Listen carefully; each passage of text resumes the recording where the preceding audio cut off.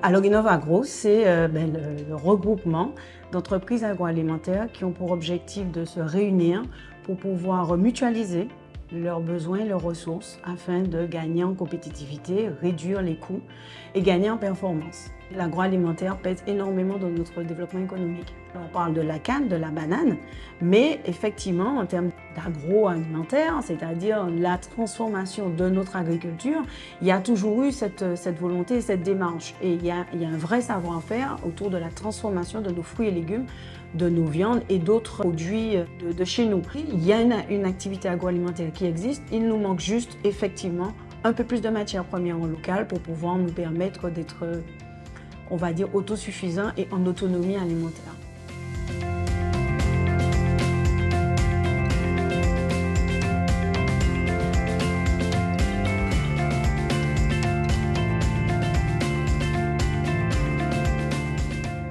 En fait, aujourd'hui, ce qui se passe, c'est qu'il y a une vraie prise de conscience et donc d'où l'intérêt de mener à bien ces filières. Donc vous parlez du chocolat, la filière cacao est en train de se mener. Il y a une filière viande qui est structurée mais qui gagne encore à se développer. Et la filière fruits et légumes est aussi en train de se structurer et d'aller de l'avant.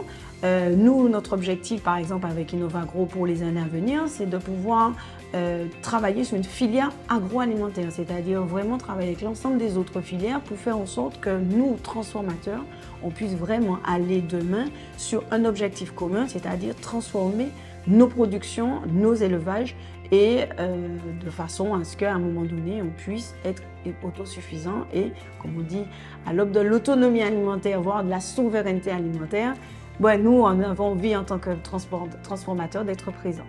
Demain, c'est une idée de pouvoir, avec cette filière agroalimentaire que nous souhaitons mener à bien, pouvoir renforcer ce lien entre les restaurateurs, les hôtels, donc tout le volet touristique. Il me semble que les choses évoluent de plus en plus et que effectivement nos artisans et nos industries ont à gagner à se faire connaître effectivement par les touristes et donc trouver un moyen de faire en sorte que les touristes viennent ici pour déguster nos produits, les acheter et puis repartir avec pour bien montrer la qualité de produits qu'on trouve ici.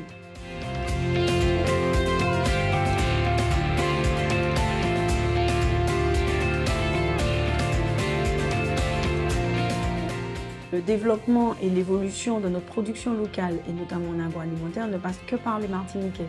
Il faut d'ores et déjà que le Martiniquais se sente impliqué et qu'il prône ces produits fabriqués localement, parce qu'aujourd'hui, ça fait partie du développement économique, comme on vient de le dire, mais de surcroît, c'est notre ADN.